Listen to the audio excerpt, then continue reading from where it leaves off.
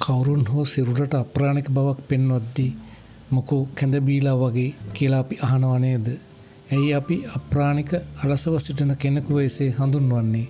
හිතන්න, මේක තමයි අපේ දියුණු අතීත ආහාර රටාවෙන් අපිව ඈත් කිරීමට යෙදවූ එක් උපායශීලී උපක්‍රමයක්. අන්න එහෙම තමයි එදා අපිව කිරිපිටිවලට යොමු කර වූයේ. අද එසේ වුවත් එදා ඈත අතීතයේ අපේ රටේ රජවරුන්ගේ පටන් සියලුම ජනතාව පානය කළ කැඳ වර්ග අපටම ආවේනික වූ සහල් මූලික කරගෙන සකස් කරගන්නා දීර්ඝමය පෝෂණීය ආහාරයක්. අද අපි කැකුළුහාල්, කරපිංචා කොළ, සුදුලූණු, උළුහාල් හා පොල්කිරි එකතු කරගෙන උදේම පානය කිරීමට කැඳක් සාදා ගමු. ඒ ගමම්ම එහි පෝෂණ ගුණයන් ගැනත් කතා කරමු. රැඳී සිටින්න දිගටම වීඩියෝව සමග. එයින් ඔබට අලුත් යමක් ඔබගේ ශරීර සුවතාවයට එකතු කර ගැනීමට හැකි වේවි.